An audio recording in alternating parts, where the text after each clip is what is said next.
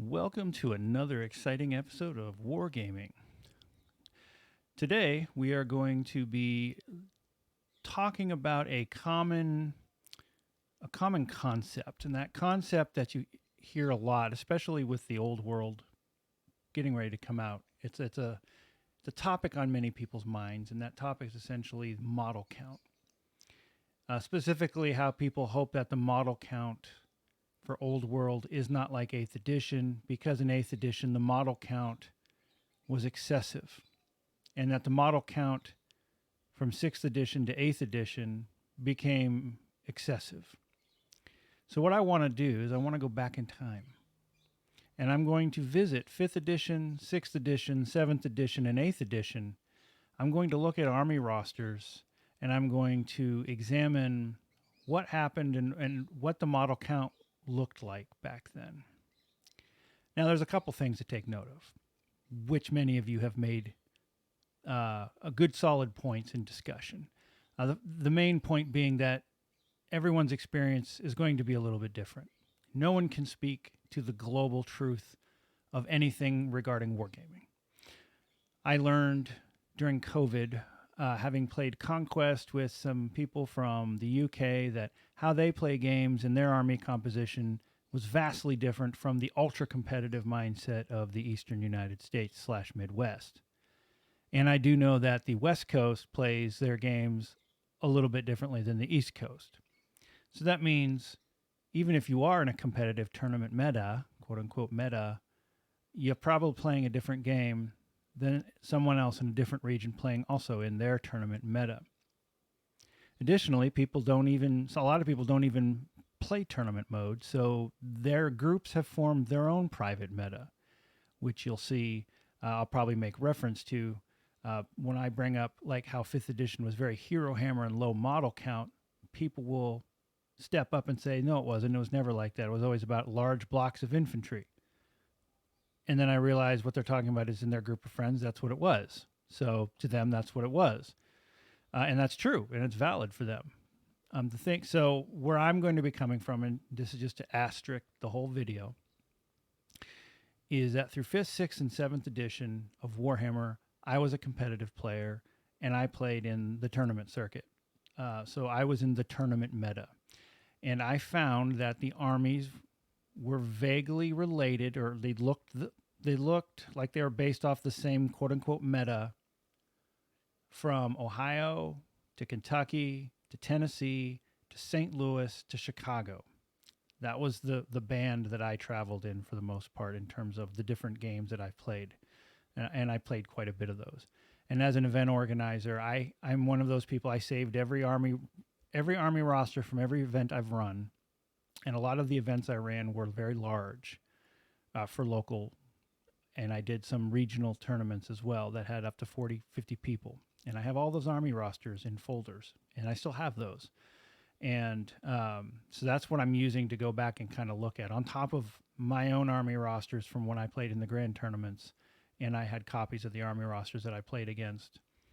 I kept all those. I used to play chess, so I recorded all my games, and I still do that with wargaming. It's kind of ridiculous, I realize, but by having done that, I have a long paper trail of history to look at, to pull from. So what I'm going to show you in this presentation, probably for the next, 25, 30 minutes, is going to reflect the Midwest tournament, quote unquote, meta, and what I noticed from ultra competitive play and what armies tended to look like as it pertained to the Midwest at that time.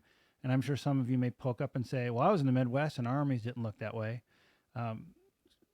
And you can't argue with that. Like, if that's how you played, there were people locally who played differently as well. So, this is just a trend I noticed. And when people talk in groups, they tend to use what they know as, this is just how it is. And then as the meta became a thing with the internet, a lot of people do play to that. So that's the commonality. So anyhow, I want to look at model count specifically and what happened to model count as it relates to Warhammer, and what happened, and was there really a drastic change, and why. So we're just going to kind of break some numbers down over the next little bit. All right. So let's go ahead and get started. The history of the Warhammer model count, starting with 5th edition. All right, 5th edition of the game. And I apologize for some of the ugly looks on some of these slides, but this is, I think, the best way to illustrate what I'm looking at or talking about is by showing you the shapes of the units that I saw. So 5th edition ran from 1996 to 2000. I started the game in 1998 with the Undead Army book and moved to the Chaos book for tournament play. So these are examples of common armies that I saw or played myself, just to kind of give you an idea of the shapes. All right, so my tournament army was the Chaos army here. So 17 models. That's right. My tournament army was 17 models. 85% of the casualties were done by this model right here, the Lord on the Dragon, the Chaos Lord on Dragon. And then the rest of it was basically filler. So 2 units of Chaos Knights, which were still pretty gross in their own respect, 5 Hounds, and a Chariot running around with a Sorcerer.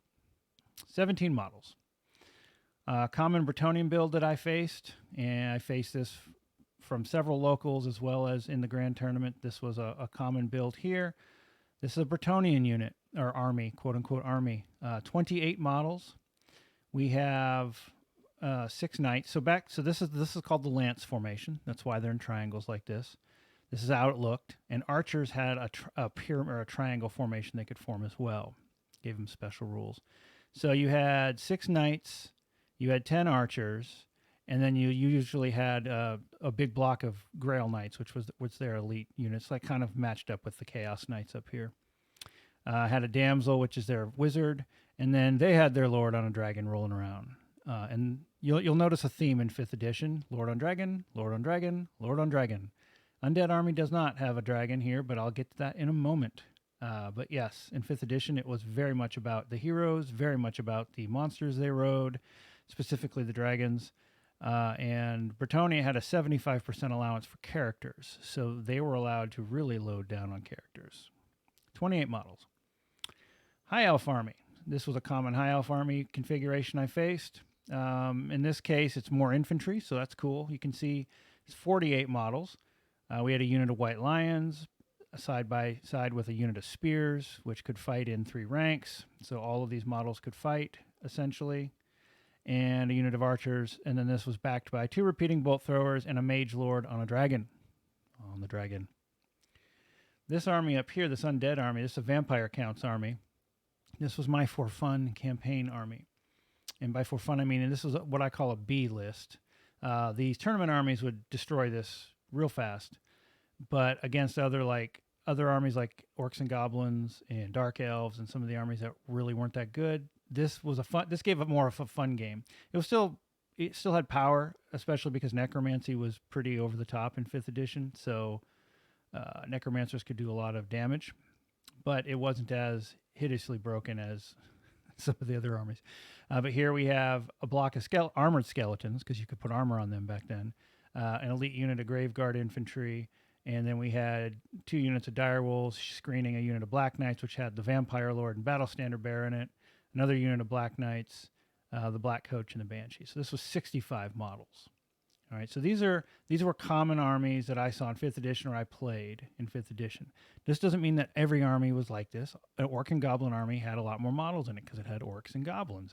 It's always been a high model count army, for example. But when you were playing in tournaments, the more powerful the armies were, it seemed that the less models they had. I said I'd talk a little bit about why there's no dragon here. Well, I could have taken a zombie dragon, and that was actually one of the tournament builds. So it's the vampire on the zombie dragon. I didn't in this case because it wasn't fun for my opponents.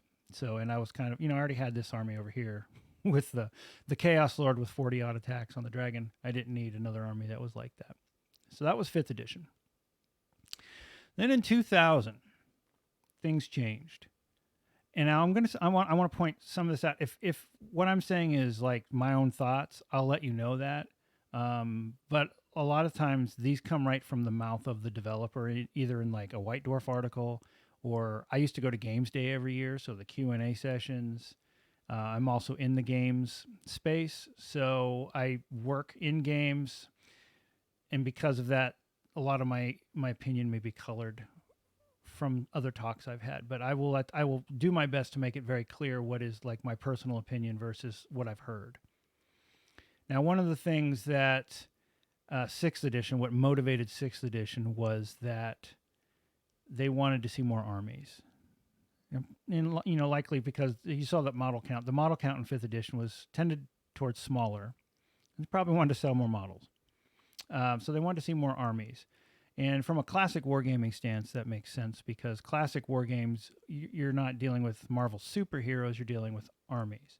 So Rick Priestley wrote a foreword to 6th edition in White Dwarf, and he said as much. He said, we want to see more armies. We don't want to see Marvel superheroes and D&D characters.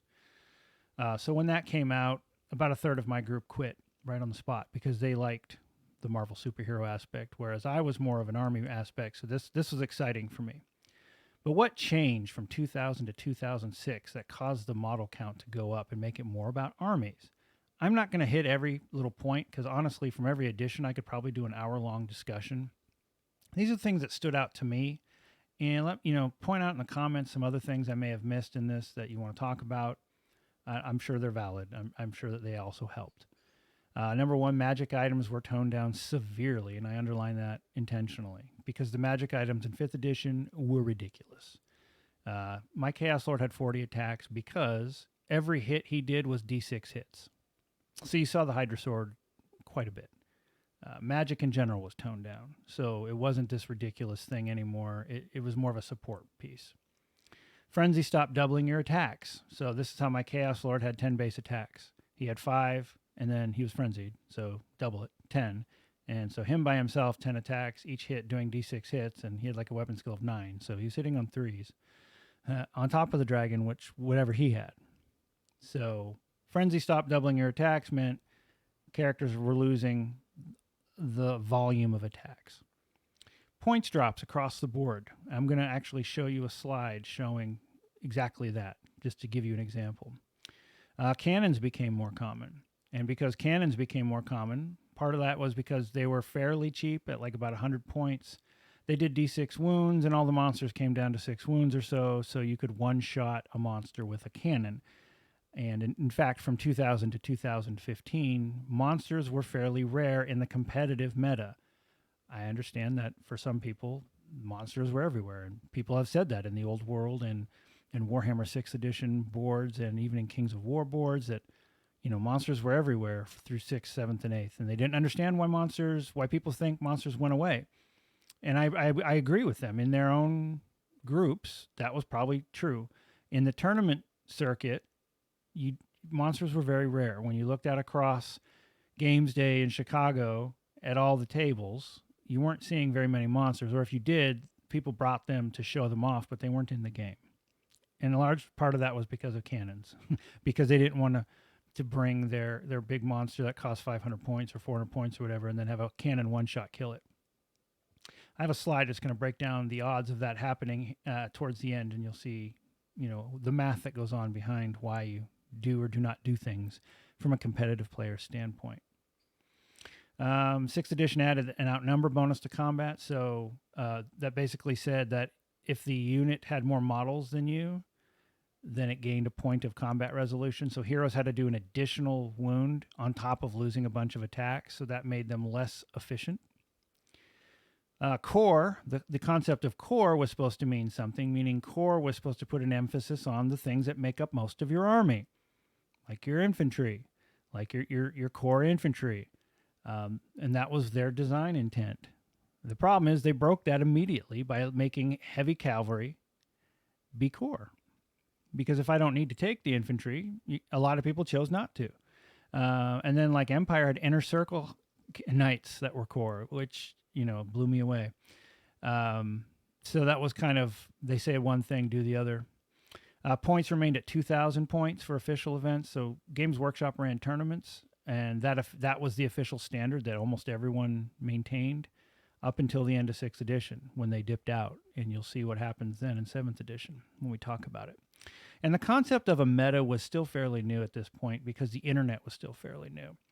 So when you walked through events, you actually saw a good diversity of armies doing well because people weren't copying army lists as much. I mean, it was starting to happen, and probably towards the end of sixth edition, it had become more of a thing, which is kind of how Cav Hammer became a thing in seventh edition. But the early parts of this edition were the golden years, I guess, of balance with Ravening Hordes. You saw a wide diversity of armies. So here I said they cut points a lot. This is what increased army. So what I wanted to do is highlight Chaos Lord, Chaos Knights, Chaos Warriors, and a Chaos Dragon. RH stands for Ravening Hordes, which was the point system we used when 6 started. Chaos got their army book in 2002. So for 2 years, Chaos players used Ravening Hordes. So you can see right off the bat, the Chaos Lord, what did he lose? He loses a point of weapon skill, which from 5th to 6th, which honestly is not a big deal. He lost a point of initiative, which again was not really that big of a deal. And he lost a point of leadership, which was that can be a fairly significant issue. But he went from 255 points to 140 points. So he almost got cut in half from losing a few of those stats. And you can see when the 6th edition army book comes out, his stats remain unchanged, but they bring his points back up to 210. And that's without any marks or any magic items or anything. So his points stay kind of the same. The big difference is, like I was mentioning in 5th edition, people loved the Mark of Khorne for Frenzy, so the Chaos Lord had 10 attacks. And 6th edition got rid of that. So Frenzy in 6th edition, and therefore 7th and 8th edition, only added 1 attack. So, he had 6 attacks versus 10. Plus, he didn't have access to a Hydra Sword. So, while he was still nasty, and he was at the top end of combat lords, he wasn't as nasty. He wasn't even a fraction of how nasty he was in 5th edition. Chaos Knights. Chaos Knights in 5th edition were 66 points apiece. That was considerable. They drop to 33 points. They get cut in half. And what they gain is, so they end up going to Strength 5, which is max. So they have ensorcelled weapons, but they don't take lances. So they're always Strength 5. Whereas when they were Strength 4, they could take lances and be Strength 6 with 2 attacks. Now they're Strength 5 all the time with just 1 attack and 1 point less of leadership. And the initiative doesn't really matter, I don't think. It's the drop in leadership and basically the drop in charging strength, and they lose half their points. So,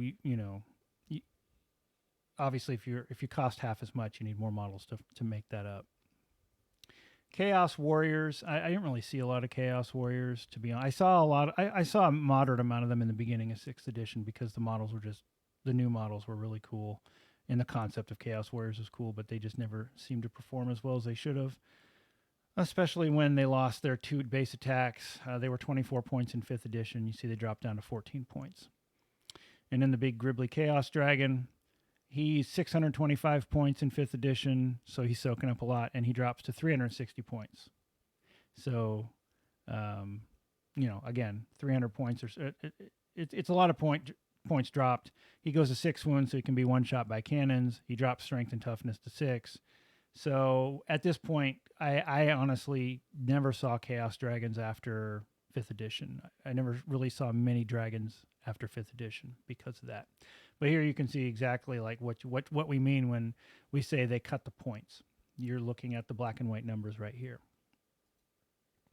So some examples of 6th edition armies that came out, and compare those to what I showed you in 5th edition. Here's an Empire army. Now, all these armies I'm showing you, these are from tournaments, and these are like top placing lists at the time.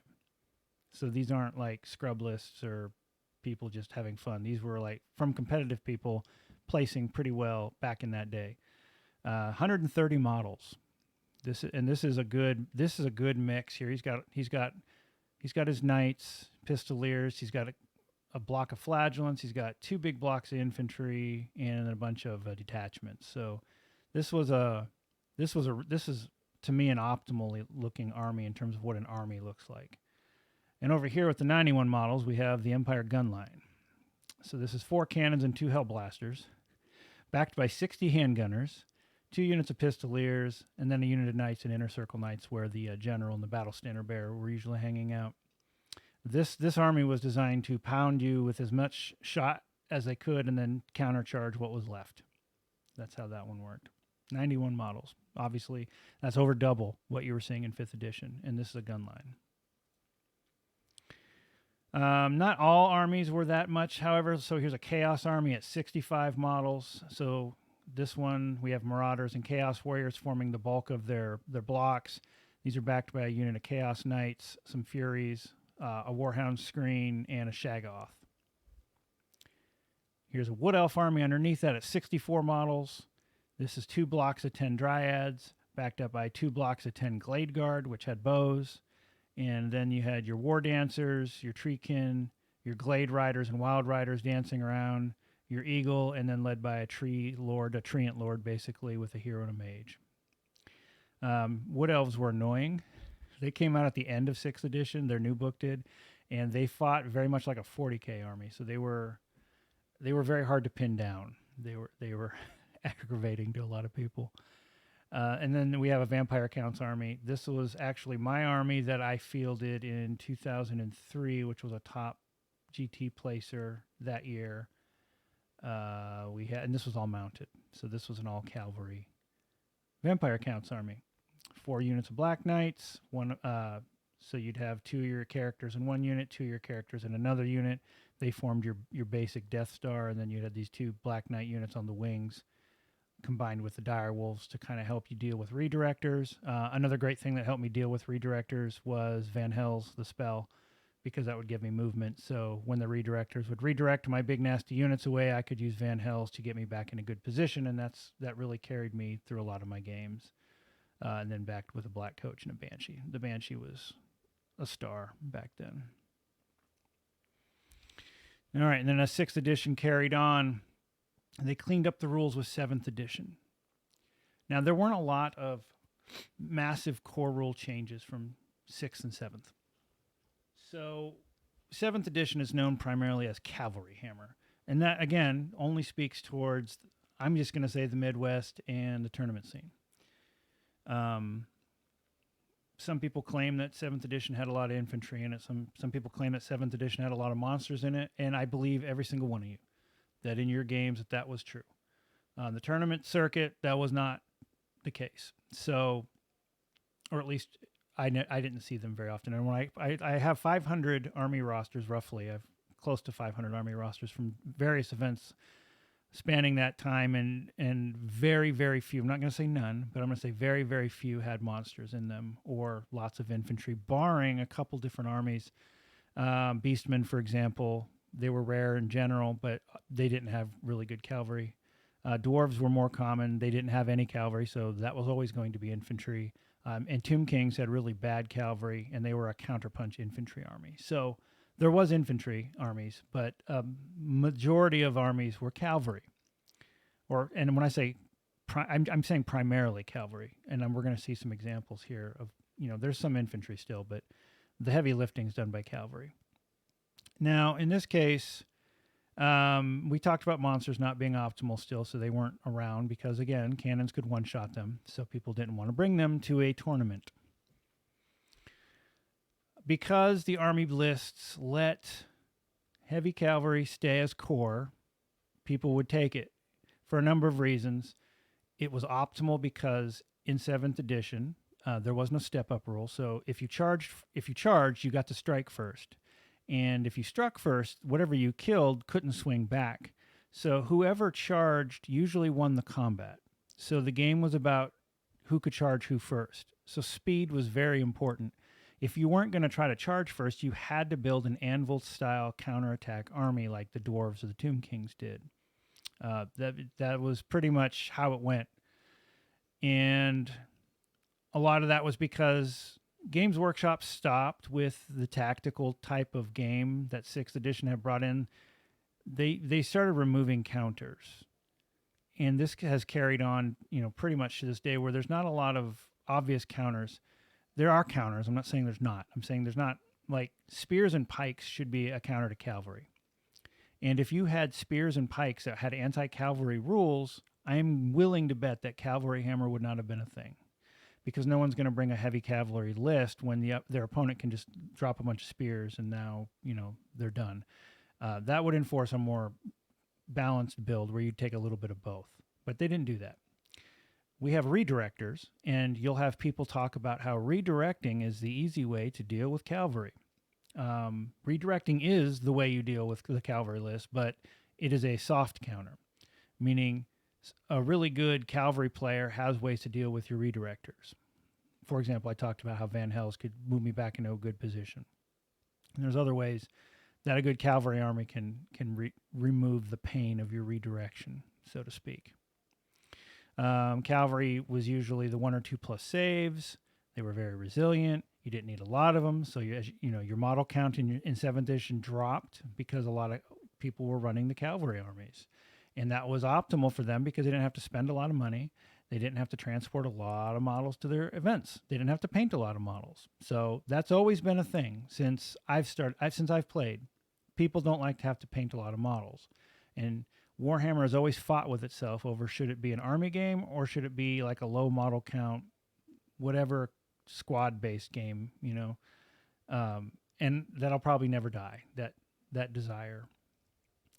GW at this time got out of tournaments, and the community took over with the independent grand tournament scene, and 2,250 points became standard. So they upped army size, and you started seeing meta becoming more standardized because of the internet.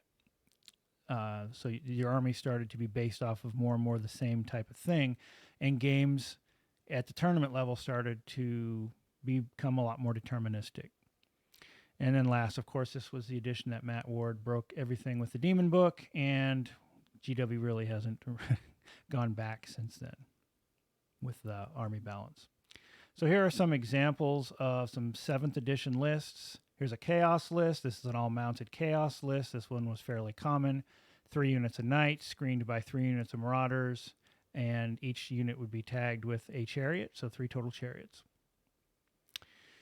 At the bottom, we have a high elf list, which again, all cavalry. 3 units of silver helms, unit of dragon princes, screened by 2 units of reavers, and the infantry were archers, and you'd have a couple bolt throwers in the back and a couple eagles redirecting. And then you have your all cavalry empire army above that. Well, it's not all cavalry. You can see there's 3 units of gunners with 3 cannons. And then the rest of the army are 3 units of knights, an inner circle knight unit, 2 units of pistoliers, and our beloved steam tank, which caused a lot of rage and angst back in the day. Chaos armies at 41 models, high elf armies weighing in at 60 models, and the empire armies weighing in at 83 models, and that's 2,250 points. And to be fair, I'm including dwarf and tomb kings. Now, these are mostly infantry armies. You can see the dwarf armies, 97 models, and the Tomb King army in this case was actually an even 100 models. So these were both counterpunch armies. They would both tend to deploy into a corner, shoot you as much as possible, magic you as much as possible, and then countercharge you with what was left with decent units that were stubborn. So if you would get the charge off on them 99 times out of 100, but you wouldn't be able to do enough damage to break them because either they were stubborn on a 10 or they were undead, and you could raise more back. All right. So 7th edition begot 8th edition, the last edition of Warhammer. And in this, the designers specifically stated they did not like how they saw at their events that, I guess I'm assuming at the GW headquarters or whatever, I can't remember the name of it now. They still did events like, for fun events, but they saw a lot of cavalry hammer, and they wanted to bring infantry back. And that was a stated design goal. So the GW designers, again, noticed that people took a lot of cavalry a lot, and that wasn't kind of what they wanted. So they wanted to bring infantry back. And they did that through Steadfast. Steadfast means that if you have more ranks than your opponent, you will be stubborn. So what this did, because there were no counters to Steadfast, and there were no unit size caps, that people would take these giant blobs. It was great. The natural counter to Steadfast that the designers specifically stated, how you countered it, was they had the kill spells. We're talking the Purple Sun or the Pit of Shades, which would affect the entire unit and could potentially destroy an entire unit and then vortex its way through the enemy army. So essentially 8th edition was, at the tournament level, at the meta level, was giant blobs and trying to get the kill spells off to erase the giant blobs. That was how the game boiled down if you're playing at the tournament/meta level, in my experience. We played a lot of campaign games at this point. And I had a rule that stated in my events at this time, I was an event organizer and I worked, and we did events at the Games Workshop stores. Steadfast would be canceled if you were disrupted. So if you were flanked, you would lose your Steadfast. And just that one rule made armies look sane again. They look like the 6th edition armies we showed you. So a lot of my games were that, because that honestly, the Steadfast thing drove a lot of people away. They didn't want to paint 80 white lions or whatever.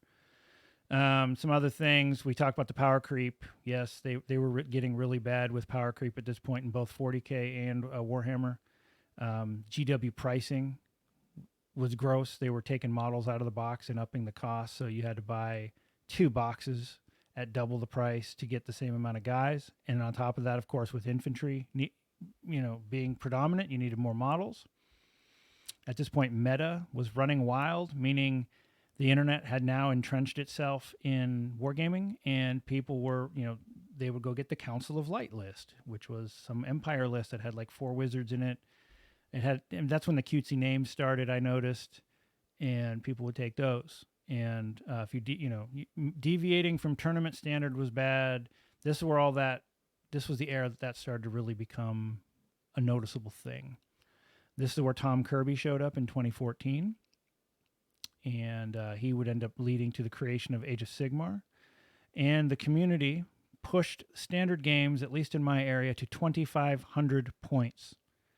So the armies were huge, and this seems to be common in a lot of places, and this is part of why people say that the model count was so excessively high. It wasn't Games Workshop that set that standard, it was the community, which the community will say because the game scaled so poorly that it was needed. I played 1,000-point games of 8th edition with a couple house rules, and it was great. So there are ways you can get around GW's bad rules. It's just that ties back into people don't like to deviate from official rules or tournament standard, and that was a big part of the problem. So I'm going to I love this. I loved 8th edition for 1 week. And then this thing came out to the store, and I hated 8th edition from that point. I was like, what is this? This list, and I'm going off of pictures here when I put this up. I remember the core was burned in my mind. It's 2 units of 200 slaves and a unit of 100 plague monks. And there's a screaming bell and a warp lightning cannon. Okay, and I knew, and from the pictures, it looks like there's like a handful of weapon teams. There's a sensor bearer unit and a Giselle unit. This was the Skaven army, 527 models. Now, this is obviously an egregious example. This was not common. Most people didn't have these models, but this dude, he played in all the tournaments. He wouldn't play in my campaigns because we did the flanking negated steadfast, and he would have nothing to do with that.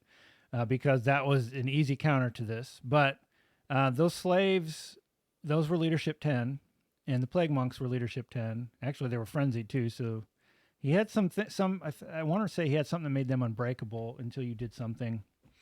Everything was hidden, so you had to target the screaming bell with like kill spells. That was your goal: kill the screaming bell and the general, and then wipe out the plague monk block, and you probably won. This was a very not fun army to play against. This was an example of steadfast gone batshit crazy. And this would be backed up to the edge of the table, so you couldn't get behind it. Another common one. This was the high elf army that this player got mad because he didn't read my campaign packet, and then he brought this to campaign, and then someone flanked him in the store, and they said, well, your white lions are, they don't get steadfast. And he was very angry. But yeah, so this was this type of build. There's one that Empire has is very similar to this. It's got 4 wizards in it. It centers around this big block of elites, and they're, hoping to be steadfast. Now, white lions are pretty nasty in combat too. So their sides are going to be screened by archers. You got 3 units of archers. Silver helms can help go out and redirect, and a couple bolt throwers. Again, the name of this game is kill the characters and wipe out that white lion unit, and you win.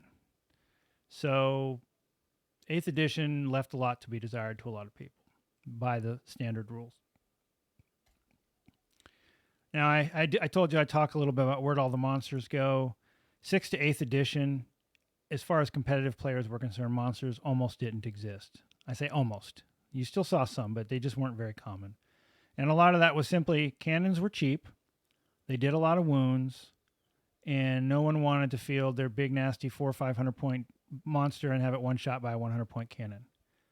And then you go, well, what are the odds of that? Well, the odds are actually pretty good that you can one shot a monster. Guess range, and I have that in double quotes, is any tournament player that's using cannons will almost always guess exactly what they need, either because they're good at measurements or they know how to cheat to find what the measurement is in some way that you can't prove, like measuring their arm and then using their arm laid out across the table. There's a bunch of reasons why I don't think guess ranges should come back. It's just too easy to game. But anyhow, you had a 1 in 6 chance of misfiring. And then you had a 1 in 6 chance of that cannonball sticking in the mud. So that's the 5 in 6 chance of hitting, 5 in 6 chance of bouncing. Then strength 10, monsters were like toughness 6, so anything but a 1. So again, another 5 in 6 chance of wounding. And then you have a 1 in 6 chance of rolling a 6. When you put all that together, you get a 9.6% chance of one cannon hitting and rolling a 6 to wound. And the more cannons you have on the table, the more that jumps up, which is what this is illustrating here. So a competitive player, even if there's just one cannon, I don't know if they're going to risk 10% chance of a 100 point cannon taking out a 500 point or 400 point or whatever greater demon or dragon. And then and honestly, in competitive lists, when there's cannons, there's not just one, there's 2 or 3. So so competitive players look at those numbers and say, not worth it. And that's why you don't see a lot of monsters in those editions, or you didn't, not from a competitive standpoint. Campaign games, that might have been a whole different story. And again, I'm not doubting that, if you're saying you saw a lot of monsters, I'm not saying you didn't. I'm saying from a competitive circuit, you didn't see a lot of them, and that was why. I think AOS did a good job by, they made monsters to the point where you couldn't just one-shot them with a cannon. They recognized the problem and corrected it by making monsters 12 and 14 wounds and even more. So cannons can't just kill you in one go. Which takes us to AOS today and wrapping up. Obviously, we changed games. We changed an entire genre, basically. It went from being about maneuvering and blocks to more of a 40K style that was intentional. And in this case, I was working with, as an event organizer, I've got to see some of the sales slides. So I got to see what was going on. Additionally, I wrote the very first AOS points packet in community use before the General's Handbooks. I wrote the Azir point system, which was one of the 4 point systems that were used up until General's Handbook took the South Coast GT's point system. So we got to see quite a lot of things and how things worked and how the math works, so to speak. The reason why GW cashed in fantasy for AOS, number one, players didn't need to buy new models. A lot of places people say people weren't even interested in fantasy, and a lot of that is because there was nothing new for fantasy. It was kind of stagnant. Nothing was moving. In our region, we had a lot of fantasy players, but 0 would actually buy anything. They did not need to. And we had a lot of new players. So it wasn't that everyone was this old, grumbling old guy who hated everything. No, we had a lot of new players, but they didn't have to buy retail because a retail army would run you back in 2013 or 14 like $800. So they would just go on eBay, or other players would sell them stuff for like $200. Or you could go to Mantic. Part of the problem with fantasy was that it was generic fantasy. So you could get generic dwarf models from D&D or Reaper, and people did that. And so because no one was buying anything, obviously from a company standpoint, they're like, we have to stop that. So, once the End Times came out and you saw all those new products come out, they were sold out constantly. There was a massive hunger for fantasy. So it wasn't that no one liked fantasy and everyone hates fantasy and the rules were just horrible and blah, blah. All that stuff you hear, that's typically from someone who actually didn't like the rules. And so they're saying, because I don't like the rules and because, obviously fantasy failed, it was because of the rules. It wasn't because of the rules. It was because they couldn't sell it because players didn't need it. They could get it cheaper, or you weren't producing anything new. From a game designer standpoint, I will tell you that around this era, a lot of companies were looking after that Magic the Gathering crowd. They were looking at how to emulate that business model, that constant churn. How do we get a constant churn? We need money regularly. We don't want people just to buy an army once. We want them to buy models all the time. So they looked at what made Magic the Gathering popular. And one of the things they looked at was War Machine, which came out in the early 2000s and used a lot of that combo building card game type mechanics inside of a tabletop war game, and it was very popular. They took all that and they made AOS. And AOS, obviously, other than its initial release, became a huge thing. It attracts an entirely different mindset. It's a very popular mindset. It's a very modern gaming mindset. So, but that's kind of what changed. They got rid of the army building restrictions because when they want to sell bloodthirsters, they don't want to just sell you one. They want to sell you as many as you can use. So, and they said that's not, again, this is not hearsay. They said, we don't want you to be restricted on what you can build. We want you to take whatever's in your collection and field that. And you can tell by the rules. And you see 3 bloodthirsters rolling around. There's a reason for that. So that was that was more of a 5th edition. Balance at this point. The word balance in the community changes fully and embraces the if one army has a good build. So if every army has one good build, the game is balanced. As opposed to actual balance where you have good internal balance. People are looking at, well, if the tournament scene has every faction represented, at the top 10, then it's good. So there was a mentality switch there, and I think a lot of that came from the card games. Because the card gamers I knew were always like that. As long as this deck could have this build, then the game was fine. So there was a big replacement of players, basically. There's just a lot of stuff you can talk about. While AOS is not my favorite thing in the world, it's I think a good game. I think it appeals to a lot of people. So I'm not going to rage on AOS. It's just not what I'm actually looking for. And I gave a bunch of notes here. I know the video's going over, so I don't want to. I could probably talk about an hour on this alone. So we'll wrap it up here. What I did was I went out and I took some random top armies and got their model count for AOS. You can see these are significantly lower, but you do have some anomalies like this Daughters of Cain list here at 74 models. But yeah, so Magican, 22 models. Stormcast, 27 models. I mean, this is looking a lot like 5th edition to me. Triple Keeper Secrets, 43 models, looking like 5th edition to me. Notice I added my campaign corn list. I stopped playing in 2019 just because the game wasn't my thing. But you can see I had 86 models in my corn list. And these are at 2,000 points, by the way. So again, it would seem that the more powerful armies have a lot less models, or at least that's what you're seeing being represented mostly, are these very small model count armies. And that's kind of where AOS took us back. So here, I went through all of the army lists I have on record, again, about 500 of them, and I got average model counts out of all of these. I also show you what the standard point size was for those eras, and so these numbers here represent what that number would be if it was actually 2,000 points, because one of the biggest things you'll hear is from 6th to 8th edition, the model size increases tremendously. Well, yes, if you're playing competitively, you jumped from 2,000 points to 2,500 points. And yes, you can, in black and white, see that the average went from 80 that I have. Now, these are my averages from my region, from my events, went from 80 models to 114. Clearly a mathematical jump in model count. But if you notice, if you break 2,500 points down to 2,000, we get about an average of 85, which is very comparable to 6th edition. The big culprit here is the points jump from 2,000 to 2,500.